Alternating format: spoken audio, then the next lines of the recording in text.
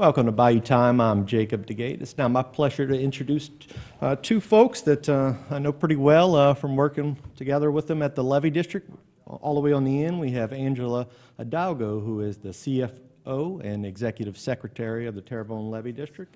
And then we also have, close to me, Jason Kennedy, who is with Delta Coast Consultants, who is the Morganza Program Manager. Thank you all very much for joining us. Thank you for having us. All right, Angela, let's start off with you. Of course, ongoing right now, they have a current low coastal in the Gulf, some weather in there. Can you tell us a little bit about that? I know it's nothing too serious, but there is a coastal advisory out there, so I want to tell the public about that. Yes, there's a coastal advisory in the Gulf right now. It is more towards the east of Houma, but it is causing some higher tides than normal, about 1.5 to 2 feet above normal, and it has caused us to engage our operating procedures, and some of our floodgates are currently closed and being closely monitored because of that system. Okay, and do you have a list of those that are currently closed right now? We do. We have the Humboldt Canal floodgate in Montague, Bayou Terrebonne, and the Boudreaux Canal sector gates are closed, and then we have Bush Canal and Placid Canal barge gates are currently closed. Okay, could you tell us, for those who are not familiar, what's the process on how you go about closing these? Is it just push a button, or do you have people that go out there, all that? I know you know all the specifics of it, but some people out there might not know how difficult it is. Sure. We have about 28 employees at the Levee District, and about 6 of us are in the office and administration, and the rest are in the field. We have mobile equipment operators, heavy equipment operators, and barge gate technicians, laborers and whatnot. And when it comes from times like these, we all hands are on deck basically, and it takes a team of our field crew to go out there and prioritize which gates to close, and then some of them can be closed with 2 people, and some of them take as many as 5 or 6 people. The sector gates, for example, can close in 3 minutes, and our barge gates, some of them take 3-4 hours. Yeah, of course, the sector gates are the ones that you can press a button and close pretty quickly, but those are 2 times or 3 times more expensive than the That's other correct. one. So it's a little bit easier to operate, but of course you got to have them there, and it wouldn't be an option to have them there if we waited around for all sector gates. Right, that's correct. Okay, Jason, could you tell me a little bit about the process of what actually goes on when a floodgate, speaking about the barge gates, on how they operate, how they're closed specifically? Yeah, sure. So we have systems in place now. With the advent of modern technology, we're able to monitor water levels, wind speeds, and velocity of water through each of these floodgates at all times. We're always recording that, and we have a monitoring site which we can bring up at any time. But the decision-making process is primarily taking all this information. If it is during storm season, for instance, during hurricane season, we'll be using the National Weather Service, National Hurricane Center. We depend on those folks to feed us information as a decision-making tool. We also have coastal flood models that are run at the LSU level that we can look at to predict the timing of the flooding and also the track of the storm. Everybody uses this information at the administrative level and at the operations level to determine not only when to close floodgates, but how many floodgates need to be closed. And the sequence of closing those floodgates is really important for our system because it's a very open system. We have a lot of navigable, interconnected waterways inside the Morganza system, so it makes it pretty unique. And it also makes it a challenge to manage. But every season that goes by, we learn a little bit more about the most effective way to do this and how to plan it. And every year I kind of feel like we get better and better at doing it. So, And it's a lot of different system that you have to close, and of course, in addition to the barge gates and the floodgates out there, you also have different structures that sometimes need to be closed for, environmental structures that need to be closed whenever you have a big storm coming in. Is that, you have multiple of those throughout, all throughout the parish, is that right? Yeah, you do. It's a very complicated, complex system. Most people don't understand. Not only are we providing flood protection, but we do have an environmental benefit to this system as well. So we have to maintain tidal exchange and fisheries exchange throughout the estuary, and that we're mandated to do that by federal law.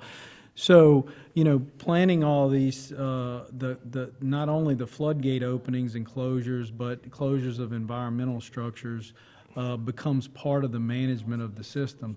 Also talking about, management of floodgates and going back to our monitoring system. One thing that we also monitor is, for instance, salinity. We do monitor salinities, and the new Houma Navigation Canal Lock project is a major environmental structure. So we'll be able to manage salinities inside our system, which is going to be really, really important for us moving forward throughout construction of the Morganza system. Jason, could you touch on the lock itself and what that's going to do about retaining fresh water in other areas that we're seeing some positive impacts from the result of the levee system? Yeah, so contractors recently completed phase 1 of the lock, which was primarily dredging to prepare for the new lock chamber and structures themselves. Phase 2 will be coming up and going to bid in the coming months.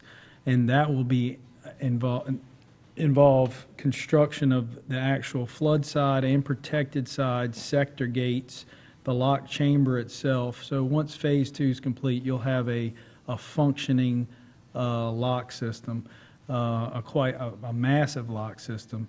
But going back to the environmental benefit, what that allows us to do is in periods of higher salinities, whether it's storm surge or primarily in the fall where you have not much freshwater river influence, we're able to close the system off and not allow those higher salinity waters to enter the Houma Navigation Canal and spread up toward Houma and throughout our system. So that's going to have a tremendous benefit on protecting us from those higher salinities, and I think not only that, but coupling that with future sector gates toward Pointe-aux-Chenes, Humboldt Canal, which the Corps is currently working on. I think all of those combined will really have a net positive impact, not only on fisheries, but just the coastal environment inside the Morganza system.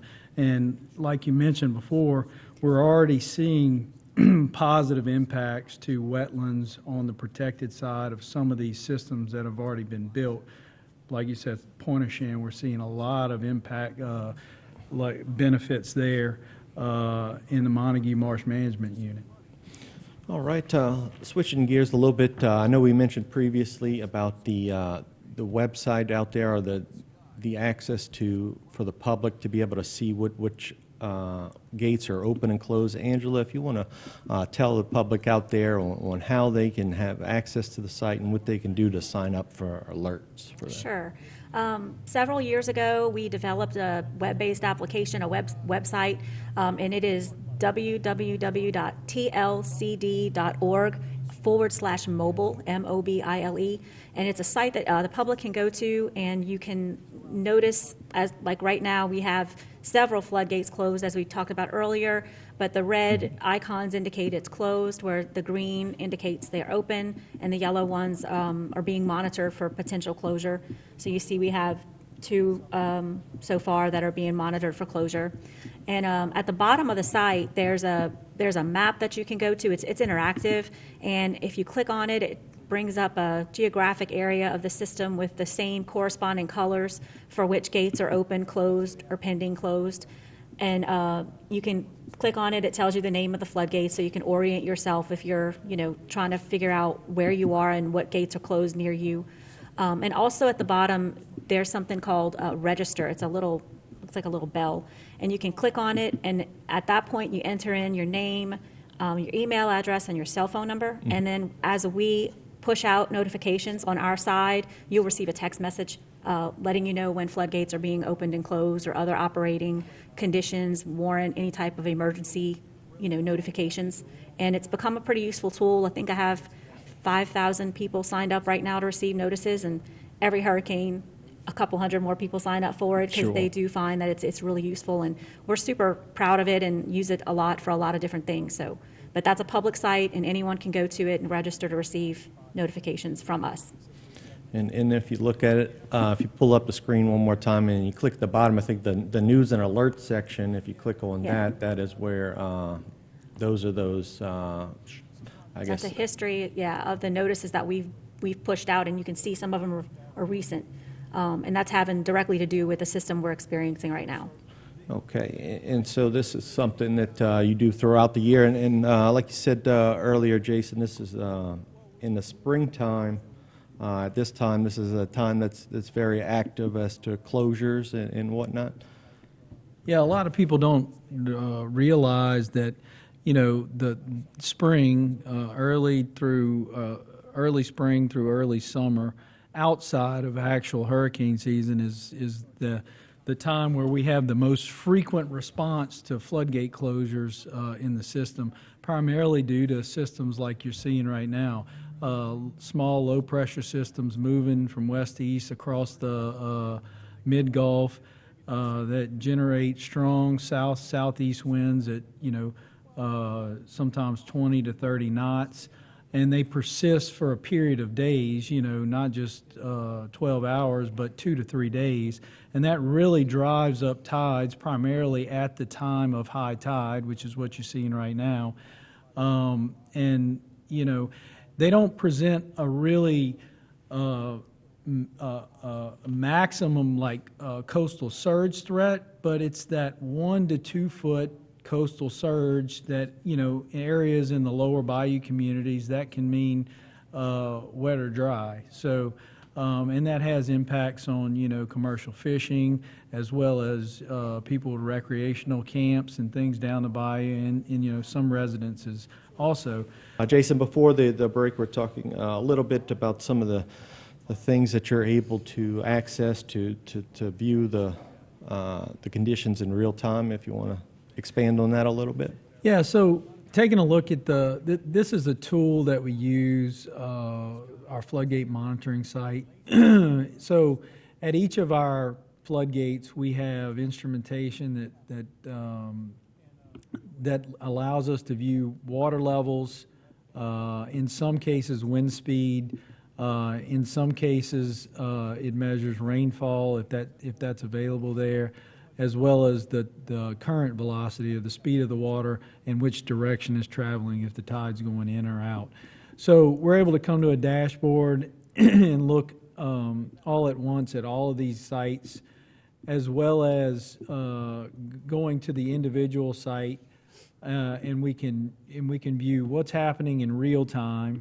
So the site gives us an idea of what the real-time tides and flows are, and wind direction. So right now, talking about this little low-pressure system at Bush Canal, which is one of our easternmost facing our southeast floodgates. So with this east wind, you're seeing a really high tide right now. So currently on the flood side or the outside of the system, it's almost a 2.5. Now, we have this floodgate closed. The floodgate was closed earlier this morning in anticipation of this, part of our planning strategy with these little events. And you can see on the inside of the system, it's well below a 1. So, right now, coincidentally, we're just looking at a real-time view of the system in action and how much flood protection you're actually seeing from us having this gate closed. In addition to the real-time data, part of the planning tool is you can go in and it allows us to look at charts over the past 24 hours of what's happened here with the wind speed and the tide, and then we can look back really as far as we want. This system continuously logs this data, and it stores it for us in a database, so we can actually log on here and we can go back and look at past storm events. It allows us to kind of track things so we can look at a similar storm event to what's anticipated, and it allows us to go and look at what happened in the past and compare it and plan for what we think may happen for the next storm event. It's an extremely useful tool. The operations staff, Greg and his guys at the Levee District, are able to log on to this from their mobile phone and view this in real time. We just spent a lot of time and effort revamping this site. We made some major configuration changes and modifications, and I think everybody is really bought into this technology, and they're really using it now.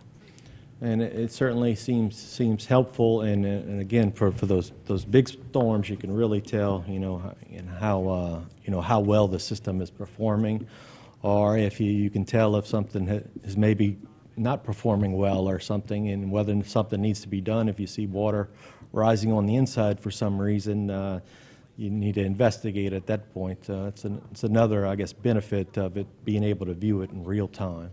Yeah, Well. it sends our team alerts when certain water levels get to be a certain stage, to where we can go pay attention to what's happening and decide if we need to send someone out there to close it or monitor it.